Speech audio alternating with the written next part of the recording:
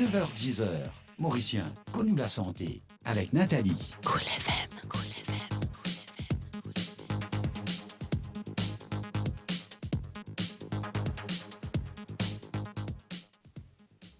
Bienvenue dans le magazine où la santé, parce qu'il n'en est pas plus précieux où la santé, le magazine qui vous peut suivre en ce moment en direct, le Cool FM. D'ailleurs, nous vous disons un grand merci pour fidélité et puis vous êtes capable de suivre sa même magazine Nazo dit tantôt entre 5h et 6h l'eau Sainte Créole et vous êtes capable aussi suivre l'émission l'eau YouTube.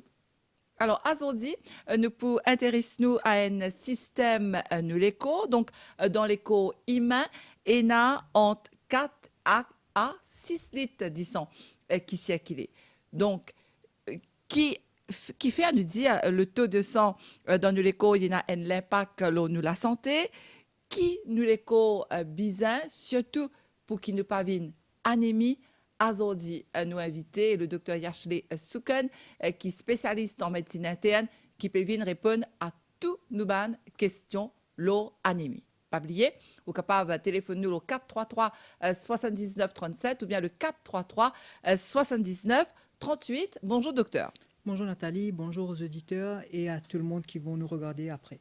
Alors docteur, pour nous comprendre comment il est important qu'il nous disent stable. Donc, est-ce qu'il est capable d'expliquer-nous comment le système sanguin fonctionne dans le corps humain? Comment dire, Nathalie, le corps humain, en fonction du poids, de la taille et du sexe de la personne, il y a un volume de sang entre 4 à 6 litres et que le sang en lui-même, il a plusieurs composants là-dedans. Donc, qui sont 4 composants principaux du sang? C'est N, le plasma, 2, les globules blancs, 3, les plaquettes et quatrièmement, ce qui nous peut intéresser aujourd'hui, c'est les globules rouges. Donc, brièvement, le plasma, c'est la partie, on va dire, liquide du sang, qui constitue à peu près 55% du volume de sang. Là-dedans, il y a 90% de l'eau, il y en a des sels minéraux, il y en a des protéines, notamment l'albumine, qui, dans ce plasma-là, où il y a 3 les autres composants, notamment les globules rouges, les plaquettes et les globules blancs, qui en suspension et qui circulent. Donc, nous disons après, nous avons les globules blancs. Les globules blancs, comme on pensait beaucoup de personnes déjà connaissent, les plus responsables dans le système immunitaire, dans la défense de l'organisme contre les pathogènes. Et puis, nous avons les plaquettes qui ont pour fonction de contribuer dans la coagulation et la cicatrisation de les plaies. Et ensuite, ce qui nous cause aujourd'hui, c'est surtout les globules rouges. Les globules rouges qui constituent à peu près 44% du volume de sang total dans le corps. Donc, c'est une cellule en forme de disque qui est un petit peu aplatie au centre. Et que ça, globule rouge-là, contenir une protéine qui s'appelle hémoglobine. Donc, ça, hémoglobine-là, il contient le fer et deuxième, un pigment qui donne sa couleur, sa coloration rouge-là. Donc, qui sont fonction de cette hémoglobine-là? Il fait le captage, la transportation de l'oxygène au niveau du poumon et il fait fixation de l'oxygène-là de tout le tissu dans le corps, parce que tout le tissu, tout le organe, a besoin de l'oxygène pour travailler. Donc, quand nous disons comme ça un patient est anémique, c'est-à-dire que le taux d'hémoglobine dans ce corps est anormalement bas. Par définition, nous disons un patient est anémique chez l'homme si ce taux d'hémoglobine est à moins de 13 grammes par décilitre. Et chez la dame, si ce taux d'hémoglobine est à moins de 12 grammes par décilitre. Donc, une fois que nous finissons pour ce diagnostic d'anémie-là, l'histoire ne se termine pas là. Au contraire, c'est à partir de là qu'au médecin, pour bien le piocher, le guetter, qui fait à patient-là, anémique. Nous devons bien comprendre qu'anémie en lui-même n'est pas un diagnostic final. Les is traduire qui est capable, pas derrière cette anémie-là, et une autre affaire qui peut de nous l'anémie. Donc, qui ça affaire-là été, il est capable d'une affaire relativement simple, relativement facile à traiter, comment il est capable d'une affaire qui est beaucoup plus grave, la cause même qui nous dit l'automédication dans l'anémie, c'est pas parce que le voisin a une anti-anémie, il peut prendre un petit peu comprimé, qui veut dire qu'il ça le dit qui a anémie là, il peut bien avec le même traitement. Donc, différentes anémies pour de nous différentes manifestations, différentes causes, et c'est la raison pour laquelle il ne faut pas négliger l'anémie. C'est au médecin de voir et de vous aider pour orienter nous, pour connaître qui fait sa patient-là, il y en a sa anémie-là. Donc, ça, c'est par rapport à nous dit sang même, hein, comment il était, ben, composant du dit sang. Mais le système même sanguin, docteur, comment il est dans les corps humains? Donc, le système sanguin, comme on nous disait tout à l'heure, dans sa bande différents composants là, il a différentes fonctions et que circuler dans les corps.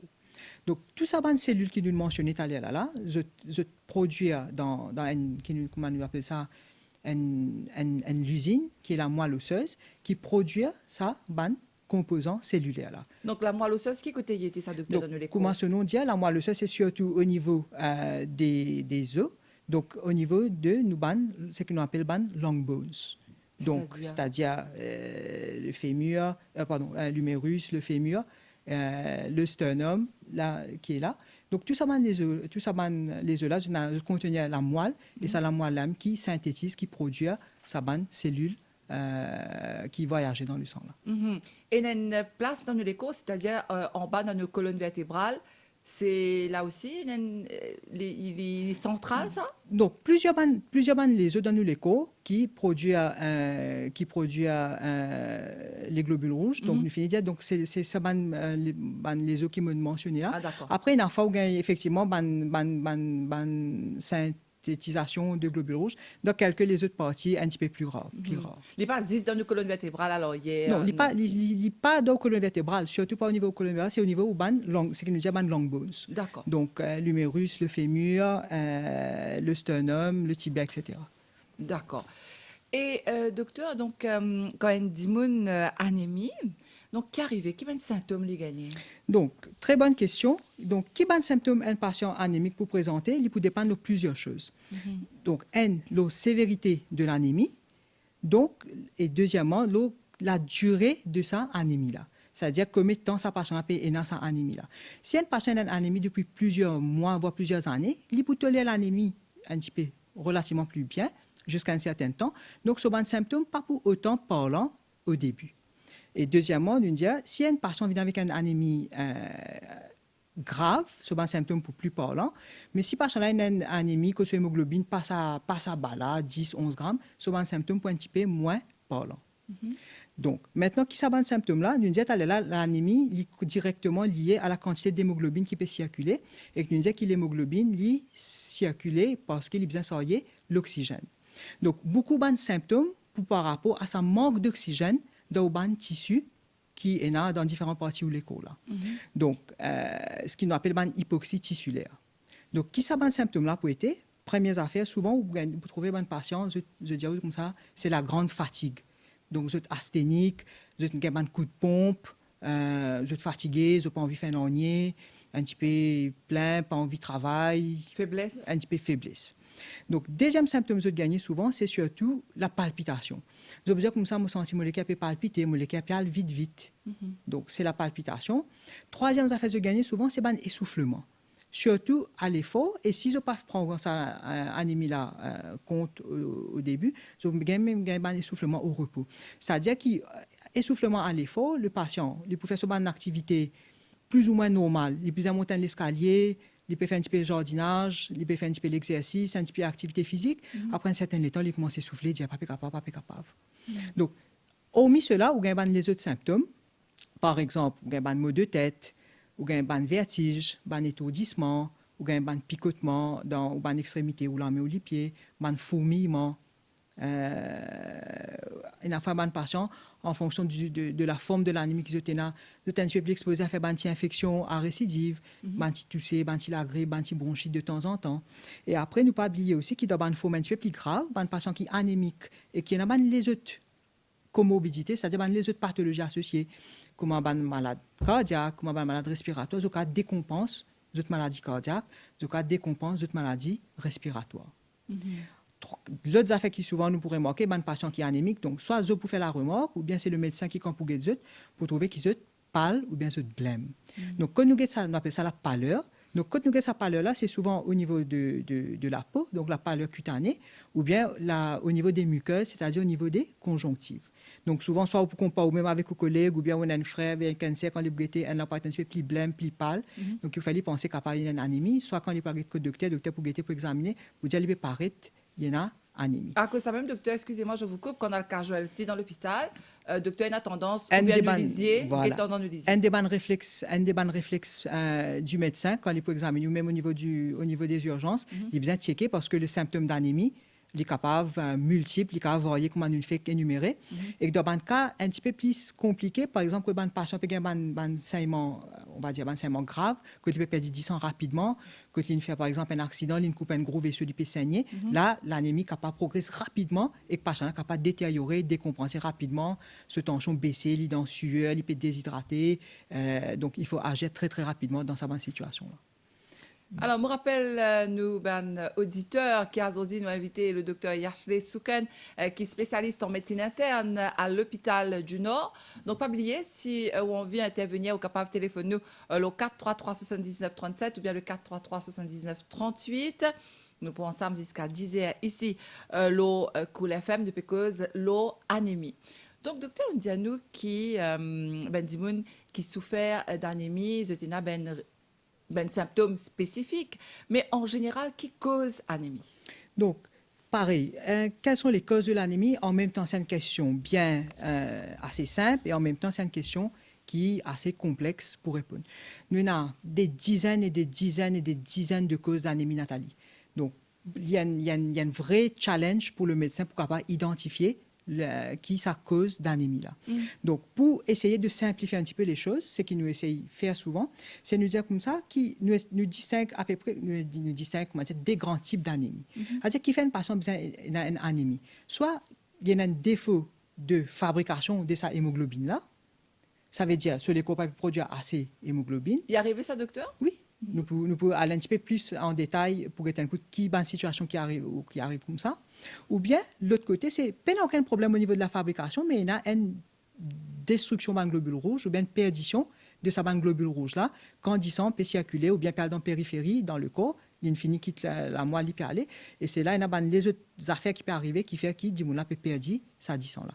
Donc, soit nous dit un défaut de fabrication, qui nous appelle ça également une anémie centrale, parce qu'il intéresse la moelle, ou bien une augmentation dans la destruction ou une globule rouge et donc de l'hémoglobine. D'accord. Donc, il est assez compliqué, mais pour nous guetter un petit peu brièvement qui ça va différentes causes là. Donc, mon Dieu, là, donc dans les causes centrales, donc c'est un défaut de production et que nous disons là dans la moelle osseuse. Si dans la moelle osseuse, il une usine à fabriquer sa globule là. Donc, s'il manque de matière première, il n'est pas capable de produire ce qu'il est besoin de produire. Donc, qui ça va de matière première là le plus souvent et probablement nous capable nous attendre un petit peu plus là ça, c'est une carence en fer. Donc, c'est un des anémies les plus communs qui nous rencontrait le plus de temps, c'est une anémie avec une carence en fer. Donc, s'il y a suffisamment de fer, on utilise là dans l'hémoglobine, une constituant, c'est le fer, donc, ou pas pour produire assez d'hémoglobine. Deuxièmement, on a les autres carences, les autres vitamines, par exemple le folate ou bien la vitamine B12. Donc, pareillement, si ça va une matière première là, on va dire, il manquait dans l'usine à fabriquer les globules rouges ou pas pour gagner suffisamment d'hémoglobine et le patient pour gagner anémique. Les autres causes, toujours une cause centrale, donc qui intéresse la moelle, c'est une insuffisance médulaire, c'est-à-dire une insuffisance au niveau de la moelle. C'est-à-dire la moelle là-même, il y en a un problème. Qui ça un problème là était capable un problème parce qu'il y a quelques médicaments qui ça patient là peut prendre qui toxique à la moelle. Il est capable un problème qui inhérent avec la moelle, c'est-à-dire structure de la moelle la même, et il y a un problème là-dedans. Donc, nous appelons ça, il est capable d'une anémie réfractaire, nous appelons ça un syndrome myélodysplasique. Il est capable, parce que malheureusement, il y a un cancer, et que ce cancer, quand il peut faner sur une cellule tumorale, peut infiltrer dans sa moelle là, donc il peut empêcher sa globule rouge là, il peut empêcher la moelle osseuse produire sa globule rouge là, parce qu'il peut envahir les autres. D'accord? Après, nous avons les autres conditions, comme une condition un petit peu plus rare et peut-être un petit peu plus compliquée aussi, comme la myélofibrose, le syndrome myéloprolifératif. Donc, tout cela a à voir avec la moelle osseuse. Après, on a les autres causes, par exemple, un patient qui a une insuffisance rénale, qui peut produire une certaine hormone qui stimule la moelle pour produire un globule rouge. Donc, quand il y a une insuffisance rénale, cette hormone-là, sa quantité baissée, donc on appelle ça l'érythropoïétine, et donc, il commence à développer une anémie.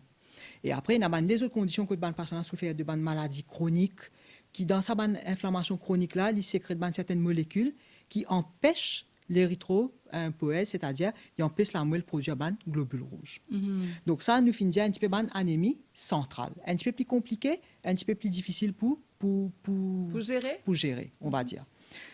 Bon, pas dans tous les cas. Par exemple, une anémie avec une carence en fer, en vitamine B12, folate, n'est pas aussi compliqué. Mais par contre, les autres choses, ou capable un petit peu plus difficulté pour capable gérer sa bonne anémie là. Surtout une anémie réfractaire, une anémie aplasique, etc. Et puis, une anémie un petit peu plus, on va dire, facile à comprendre, c'est l'utiliser là. Soit il ne peut pas produire assez, soit il peut perdre trop beaucoup. Donc, comment il peut perdre trop beaucoup, c'est par une hémorragie. Donc, ça, une hémorragie là, il est capable d'une hémorragie extériorisée. Donc, une hémorragie qu'on peut trouver puis arriver, ou bien une hémorragie occulte, ou bien une hémorragie interne qui peut dérouler. Donc, hémorragie qui peut extérioriser parce qu'on fait une hémorragie, il fait un accident, il a une bonne complication pendant une chirurgie compliquée. Ça, c'est une possibilité. Chez la femme, donc, si c'est une bonne règle abondante, donc une anémie de déperdition, tous les mois je peux perdre, c'est une bonne règle abondante, cailleux, etc. Donc, faire l'hémoglobine baisser. Et ou un ban saignement digestif qui est extériorisé. C'est-à-dire il y a un patient qui a un problème pathologique au niveau de l'estomac, bien de l'œsophage, par exemple un ulcère qui est capable de saigner, ou bien il y a un patient qui a une varice œsophagienne qui est capable de saigner, vomissant, et donc ça, on peut trouver sa bonne hémorragie là. Après, il y a une hémorragie occulte ou bien une hémorragie interne dans différentes choses, mais un exemple simple, c'est un patient qui a une maladie intestinale, une maladie inflammatoire, un patient qui a une polype, un patient qui a une tumeur au niveau dans l'intestin grêle ou bien dans le côlon, qui a fait un saignement graduel à bas bruit qui peut évoluer et doucement, l'anémie va s'installer. Et il y a beaucoup de monde, docteur, qui souffert de saignement du nez. Est-ce que ça va dire là, ce cas d'anémie? Alors, si le saignement du nez, normalement, c'est un saignement capillaire au niveau du nez, il est assez localisé. Normalement, il n'est pas supposé induire un gros saignement qui peut faire passer la vie anémique. Parce que c'est un saignement qui se voit, c'est un saignement qui, automatiquement, quand le patient trouve qu'il peut saigner, il peut inquiéter, donc il peut consulter le médecin assez rapidement et normalement, nous récitons la raison qui fait qu'il peut saigner. Donc, probablement, moi, pas pour mettre ça une de bonnes raisons, comment dire, prioritaire qui est capable de faire saigner. Mais il faut tenir en compte quand même s'il peut gagner ça, par exemple, souvent, un patient qui néglige un petit peu ce bon symptôme, tout ça là, il gagne ça à récidive, donc éventuellement, au long cours, il y a possibilité. Donc, ne pas oublier les autres affaires comme une infestation parasitaire, des gens qui gagnent les verres, ou bien un petit peu des enfants, des adolescents qui un petit peu jouent un peu partout, qui gagnent une bonne contamination avec les verres. Après, il y a les autres anémies qui est capable qui diminue la durée de vie des globules rouges. Donc, ça va être des globules rouges cassés avant de clair. Soit parce que les globules rouges est malade dans lui-même, sa membrane a un problème, ou bien parce que sa patient-là, par exemple, il fait une chirurgie cardiaque, il a une prothèse valvulaire, et quand ça va un globule rouge, parce que ça va une prothèse là, il a tendance à casser un petit peu là-dedans. Donc, tout ça, ces affaires-là, avec le temps, à Babouille, il est capable d'induire une anémie. Donc, nous trouvons qu'il y a une anémie d'ordre central et que nous trouvons qu'il y a une anémie d'ordre périphérique. Donc, pour le médecin maintenant, pour lui capable de retrouver dans tout ça, ce qui est là, et ça, ce n'est qu'une partie qui est donc, pour que le médecin soit capable de retrouver dans toute sa pathologie anémique là, nous devons trouver une façon que nous sommes capables de classifier sa anémie là. Donc, comment nous classifier ça? Nous, bien sûr, nous pouvons faire un bilan sanguin additionnel et dans un bilan là-dedans, nous passons non seulement le taux d'anémie, nous le taux d'anémie associé à un autre critère qui nous guettait, c'est la dimension, bien le calibre des globules rouges. Donc, soit nous disons que patient a une anémie avec un globule rouge de petite taille, qui nous appelle une anémie microcytaire, soit nous pouvons dire que patient a une anémie avec un globule rouge de taille normale, qui nous dit patient a une anémie normocytaire, ou bien nous pouvons dire que patient a une anémie avec une taille augmentée de globules rouges, qui nous appelle ça une anémie macrocytaire. Donc, à travers cette classification-là, elle permet de nous recadrer un petit peu avec quel type d'anémie nous peut dire. Donc, nous éliminons un petit peu les autres anémies qui nous connaissent, pas pour donner ça type d'anémie-là, et que ça permet de nous, comment on peut dire, short list un petit peu qui va une cause potentielle, donc nous pouvons aller plus vite, et en même temps, nous pouvons diriger nos investigation de façon appropriée par rapport à sa bonne anémie là. Donc, si une anémie, par exemple, nous disons comme ça, une anémie avec un globule rouge de petit calibre, nous bien connaissons qu'un des bandes causes les plus communs, c'est anémie par manque de fer. D'accord? Ou bien un patient qui a une inflammation chronique, une maladie rhumatismale, un patient qui a une maladie auto-immune comme le lupus, etc. Ou bien une hémoglobinopathie, c'est une petite abnormalité dans l'hémoglobine. Nous autres, pour présenter avec ça qui a été anémie là, donc nous finissons qui est un test qui nous peut diriger pour trouver le diagnostic. Donc, nous pouvons faire le diagnostic avec vous, justement, Dr. Yashley Soukan. Je me rappelle qu'il est spécialiste en médecine interne. Donc, encore une fois, si vous avez envie de téléphoner, pas oublier 433 79 37, 433 79 38. Le docteur Soukan qui est spécialiste en médecine interne à l'hôpital du Nord. Donc, pas oublier, ou téléphone-nous si vous aussi vous avez une question par rapport à anémie. Docteur, vous proposons de faire une pause musique et nous revenons tout de suite après avec vous, lors le plateau.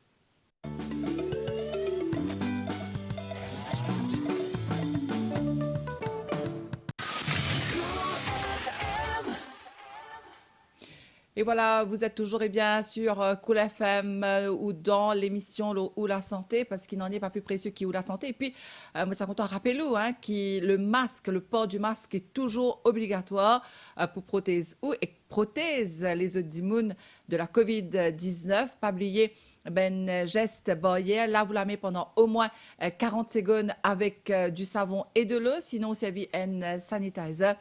Et la distanciation physique pour nous éviter justement qui est la propagation COVID-19. C'est une façon pour protéger nous. Alors, aujourd'hui, nous revenons sur nos sujets, nous cause leur anémie. Alors, qui nous bien faire pour gagner une santé de fer? Nous inviter le docteur Yashley Soukan, qui est spécialiste en médecine interne, qui peut venir répondre à toutes nos bonnes questions. Alors, docteur, avant de faire pause musique, où tu peux explique-nous qu'il y a différents types d'anémie de différents calibres. Alors, est-ce qu'il est capable d'expliquer nous un petit peu plus en détail? Oui. Donc, nous sommes allés là pour que le médecin est capable d'identifier et travailler un petit peu les différentes causes de l'anémie. Nous avons le taux d'hémoglobine associé à le calibre des globules rouges. Donc, nous sommes allés là, par exemple, ban anémie associée avec ban globule rouge de petit calibre. Nous finissons là, il est capable ban anémie par carence de fer, ban anémie inflammatoire, ban anémie associée avec ban maladie auto-immune, comme le lupus, ou bien ban hémoglobinopathie, nous disons là. Donc maintenant, nous rapidement, nous avons ban anémie qui est associée avec ban globule rouge de calibre normal. Donc ça, nous retrouvons dans un patient qui a ban hémorragie assez récente, ban hémolyse, comme nous disons là, quand ban globule rouge peut commencer à casser. Donc, pour plusieurs raisons. Donc, ban anémie qui est arrivée parce qu'au niveau de la moelle osseuse, nous disons là, au niveau des os, du pelvis, des côtes, des espaces de la colonne vertébrale, les côtes, etc. Donc, là-bas, s'il y a un problème, quand il y a une anémie avec un globule rouge, avec un calibre normal. Après, on a une maladie, comme l'insuffisance rénale chronique, une maladie au niveau de la thyroïde, qui a de nous une anémie avec un globule rouge avec un calibre normal. Et puis, la troisième boîte qui souvent nous a obségué, c'est une anémie avec un globule rouge de calibre augmenté. Donc là-bas, c'est souvent parce que les patients sont carencés en B12, sont carencés en folate, vous avez une maladie du foie, liée ou peut-être pas liée forcément avec l'alcool. Et puis, il y a une patient, surtout une personne qui ont une alimentation pas bien équilibrée, ou bien par exemple des fois une végétarienne, qui ont une anémie, ce qu'on appelle une anémie macrocytaire, ou bien un patient qui fait une chirurgie de l'estomac à la suite d'une complication avant, donc ils développent une anémie à type macrocytaire. Alors, docteur, c'est quoi une carence? Donc, une carence, c'est un déficit en un élément qui nous peut besoin pour produire l'hémoglobine. Donc, nous sommes capables de carencer dans plusieurs affaires. Donc, ici, nous disons, donc l'anémie, soit nous carencer, nous manque le fer, nous manque la vitamine B12 ou bien nous manque la folate. Donc, l'utilisateur là qui dans l'usine à produire les globules rouges, c'est nous une matière première qui nous besoin. Donc, si nous manque ça, pour un retentissement, nous taux d'hémoglobine. Et docteur, donc, qui est un facteur de risque anémie? Donc, un facteur de risque, Nathalie, on va dire, il twofold. Les deux aspects, un concernant la personne en lui-même, Après, deux, concernant le contexte de la personne, qui il peut faire, qui il peut consommer, ou bien qui banne les autres affaires qui sont associées avec lui. Donc, premièrement, facteur de risque qui est capable lié avec la personne elle-même, c'est déjà les femmes. Donc, les femmes, à cela, les dames qui ont des règles abondantes, les femmes qui sont enceintes, les femmes qui allaitent. Donc, ça, bonne personne-là, c'est un petit peu plus à risque de développer l'anémie. Bonne personne, donc, qui a une prédisposition héréditaire pour développer l'anémie. Ah bon? Oui. Et puis, bonne personne qui atteint de maladies chroniques. Par exemple, nous disons à l'heure, bonne maladie auto-immune, comme le lupus, bonne trouble intestinal, bonne patient qui a une polype dans tout l'intestin, bonne patient qui a une gastrite chronique, bonne gastrite hémorragique, à risque de développer bonne anémie après. Alors, polype dans l'intestin, c'est quoi, docteur? Donc, polype dans l'intestin, c'est une manifestation, c'est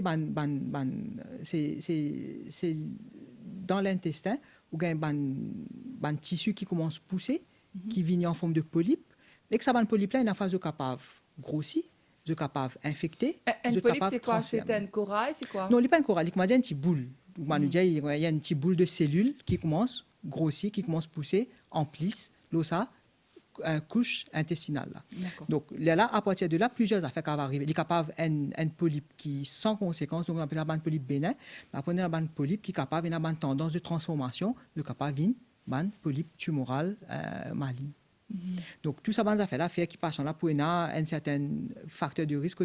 Ça polype est capable de saigner, parce qu'on commence à développer une anémie. Donc, moi, je disais tout à l'heure, l'anémie en lui-même n'est pas un diagnostic définitif. C'est aux patients et aux médecins de faire le pas pour qu'ils nous capables de trouver le diagnostic. Donc, nous disons après, éventuellement, et un patient qui a une exposition à une radiation, par exemple, un patient qui fait une chimiothérapie, etc., vous êtes capable, vous êtes prédisposé pour développer l'anémie. Et puis, une personne âgée, bien sûr, et aussi une personne qui a atteint une infection virale chronique, un peu comme l'hépatite C, le VIH, etc. Donc, vous avez développé une anémie. Donc, ça, c'est le contexte de la personne. Après, il y a les autres facteurs de risque. Donc, par exemple, une alimentation qui nous dit tout à l'heure, une alimentation qui est déficitaire en fer, en B12, en folate. Un patient végétarien qui est capable de diète pas bien équilibrée. Patient qui consomme l'alcool de manière assez excessive ou bien régulière. Certains médicaments, par exemple, anti-inflammatoires, médicaments comme anticoagulants, comme le warfarine, un patient qui prend un antiplaquettaire, comme l'aspirine.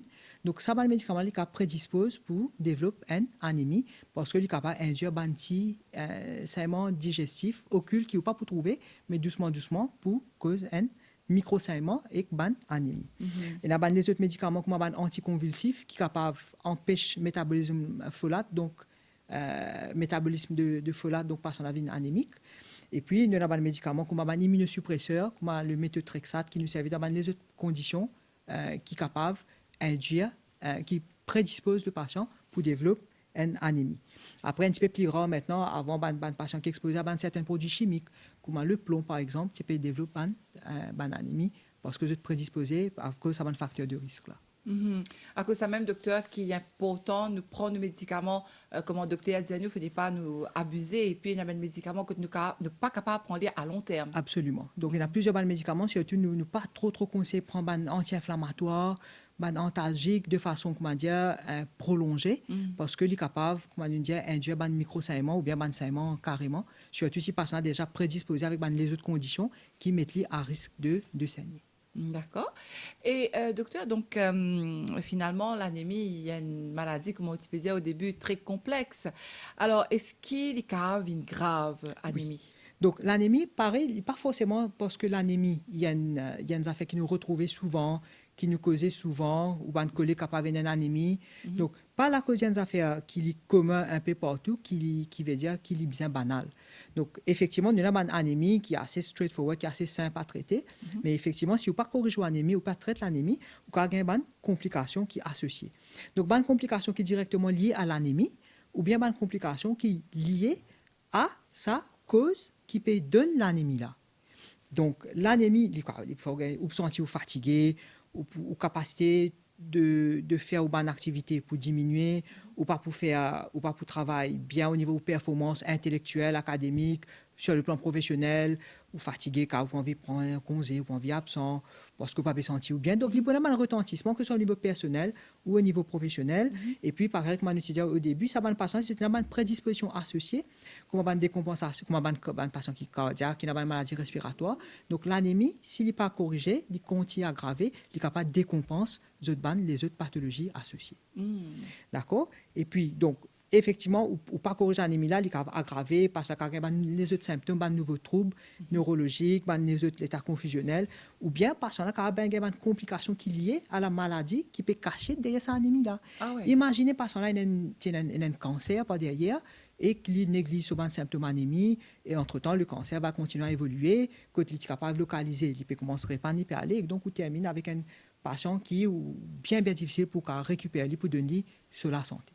Mais docteur, est-ce que ça veut dire qu'un individu qui a une anémie, il forcément il a quelque chose de grave derrière? Donc, ça va être le médecin, on va dire, la cause même qui nous dit qu'il ne faut pas négliger les symptômes de l'anémie. Nous dit à là, l'anémie est capable de faire simple. L'anémie, il peut dépendre un petit peu de sa présentation, sa personne qui peut venir tout là. Si une jeune dame vient tout, il y a une petite période un petit peu abondante, ou faire sobriété, se trouver les manques un petit peu faire, ou donner un petit peu de médicaments faire, ou changer son alimentation, ou revoiler dans quelques semaines ou quelques mois, où tout l'hémoglobine réglée, c'est bon, il n'y a pas de souci. Mais si y a une patient vient tout, la cinquantaine, la soixantaine, un monsieur qui vient avec des symptômes associés avec son anémie, il peut maigrir, il peut avoir les autres symptômes qui sont associés avec son anémie, il est capable de cacher une pathologie beaucoup plus grave ou beaucoup plus sinistre. Donc, il ne faut pas négliger les symptômes de l'anémie. D'accord. Alors, encore une fois, je me rappelle qu'aujourd'hui, nous avons invité le docteur Yashley Souken, qui est spécialiste en médecine interne, il peut venir répondre à toutes nos questions de l'anémie. Donc, au cas, téléphone-nous 433 79 37, 433 79 38, pour poser des questions à docteur Souken. Donc, docteur, nous pouvons faire encore une pause musique. Et si ça prend, nous pouvons justement le traitement, heureusement, ça c'est la bonne nouvelle, et que nous pouvons également la prévention. Allez, pause musique.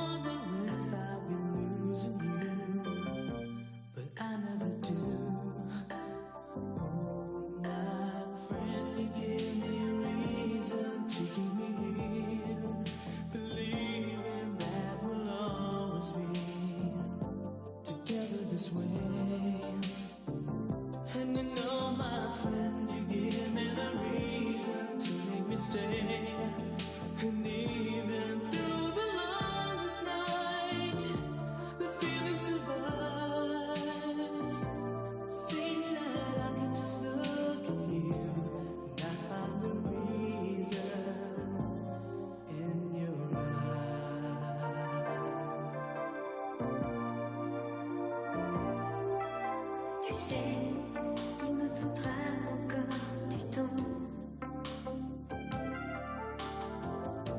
pour être sûr d'aimer quelqu'un et de l'aimer vraiment. On a toute la vie devant nous, mais garde bien tes sentiments. Et puis surtout, écris-moi souvent un roman d'amitié qui s'élance comme un oiseau.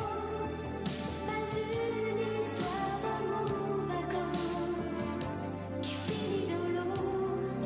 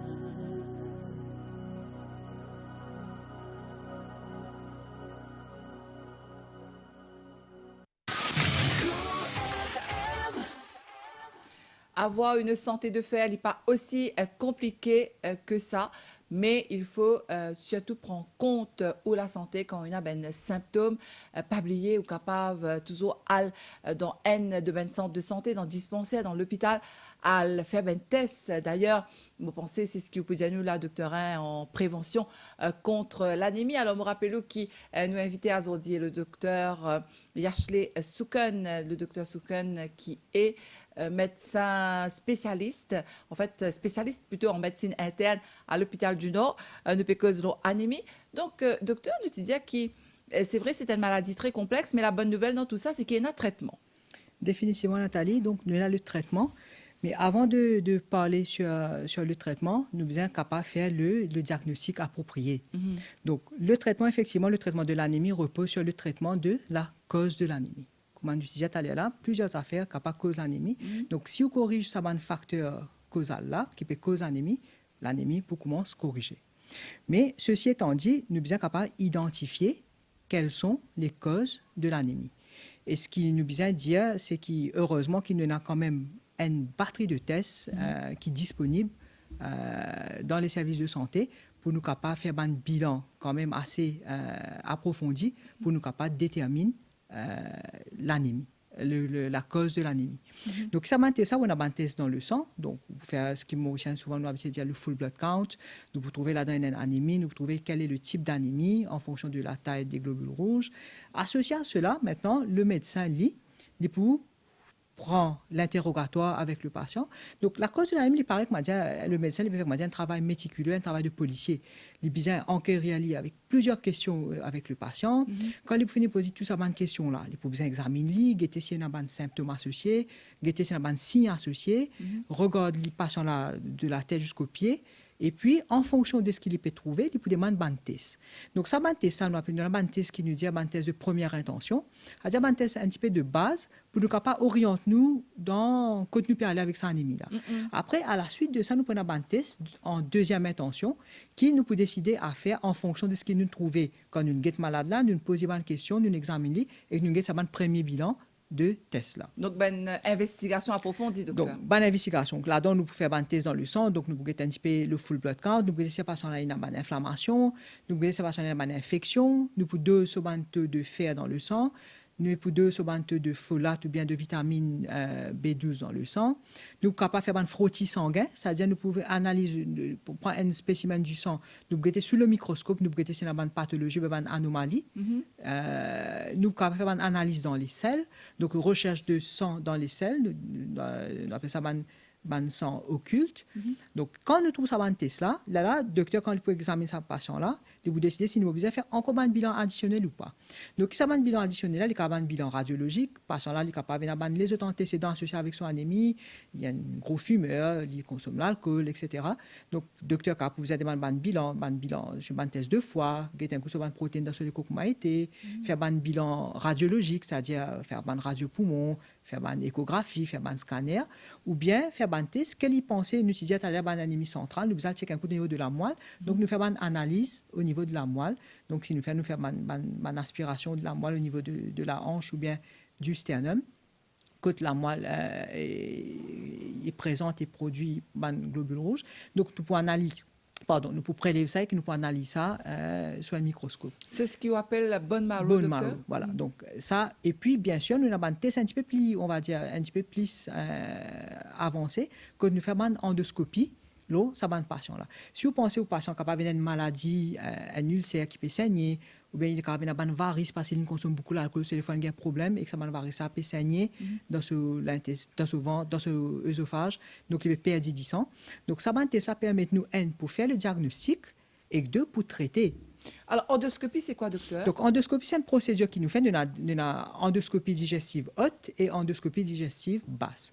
Donc, endoscopie digestive haute, nous guettons quand nous pouvons suspecter patient là capable d'une anémie qui est liée à un problème digestif. C'est-à-dire soit un problème au niveau de ce œsophage ou bien sur l'estomac. Okay. Donc, il est capable d'une anomalie, une malformation artério-veineuse, il est capable d'une ulcère qui peut menacer pour saigner, il est capable d'une gastrite hémorragique sévère, ou bien, on dit au niveau de l'œsophage, l'œsophage, on appelle ça ban varice, c'est ban gros lavène qui menace pour éclater à toute terre. Il y a la patient là, soit il pour commencer à extérioriser, il commence à vomir du sang.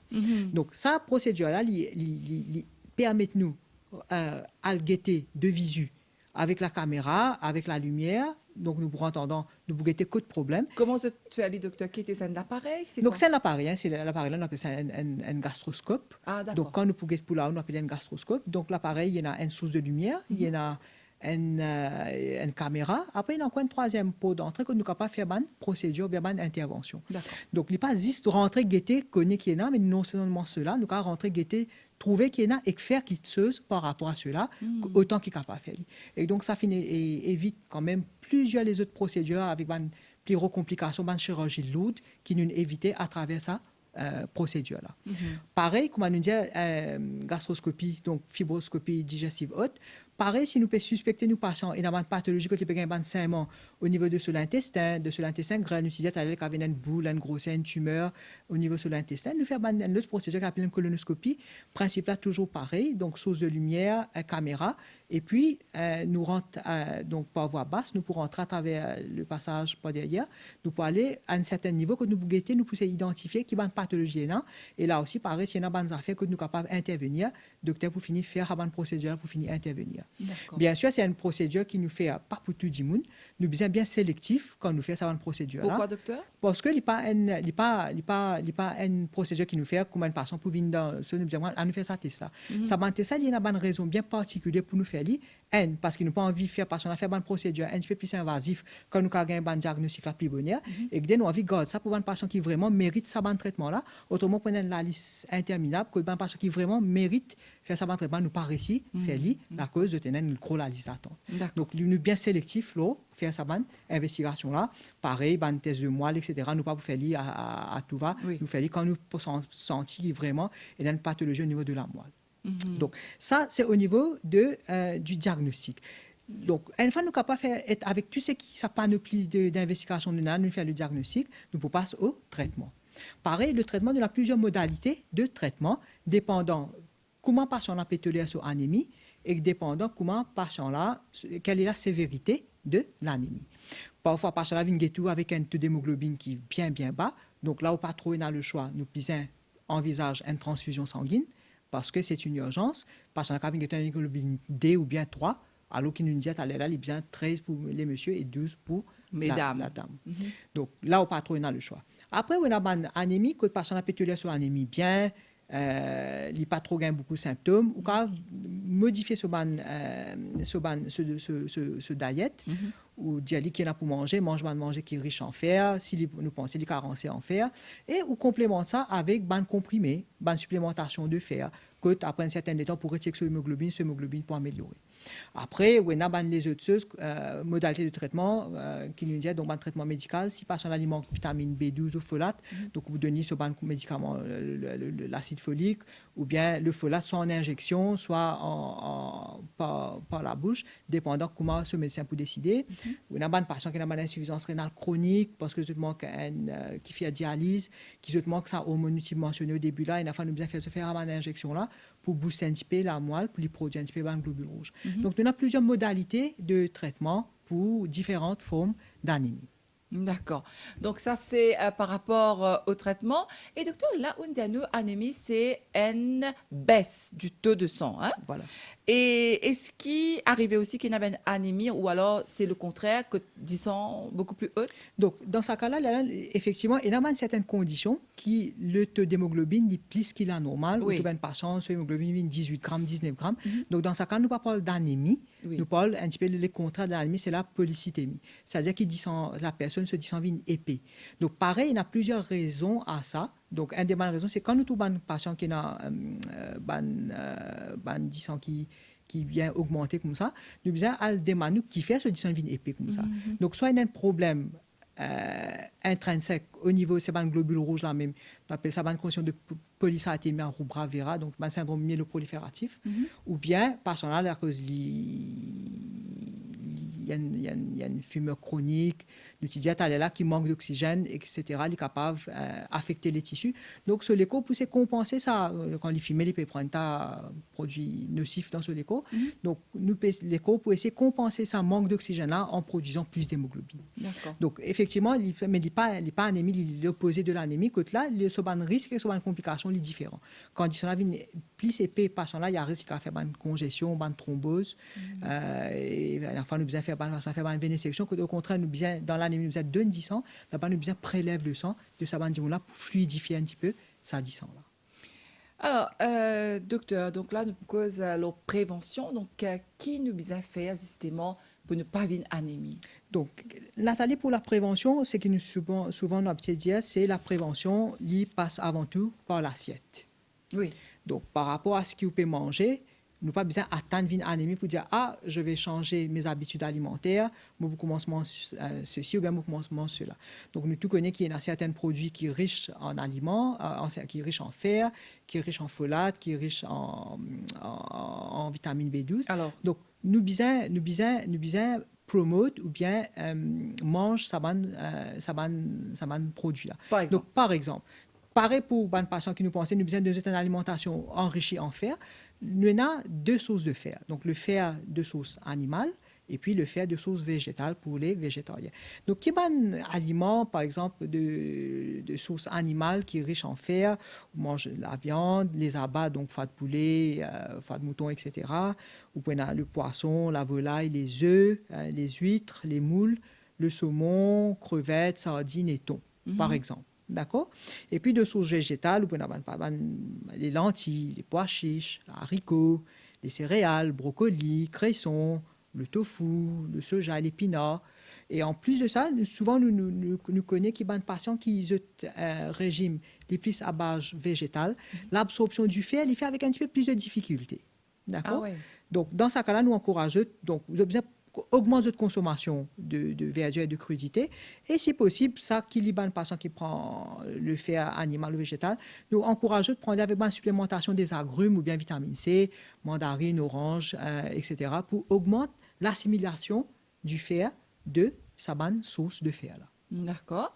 Donc, d'abord, c'est nous l'assiette, mais est-ce qu'il est recommandé qu'il nous prenne un complément, docteur? Alors, si on a un régime qui est bien équilibré, pas nécessaire, pas forcément, ou on a une source végétale et une source animale naturelle qui est suffisamment riche. Mais par contre, effectivement, une diète là, il y a certaines personnes qui ont un facteur de risque. Peut-être, par exemple, la dame qui est enceinte, Oui. la dame qui est en train d'allaiter, les personnes un petit peu âgées. Ces personnes-là, il n'est pas pour faire trop de taux, si nous, capables nécessairement, nous sommes capables de un complément alimentaire en guise de prévention.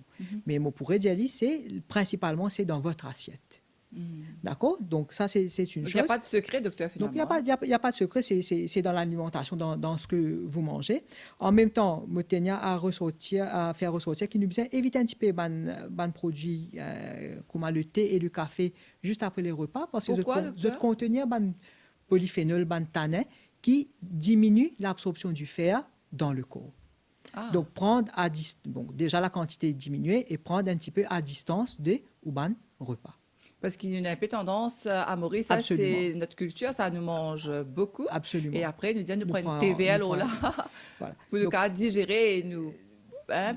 vous pensez pour ne pas prendre trop beaucoup de un petit peu à distance de ce qui après au repas.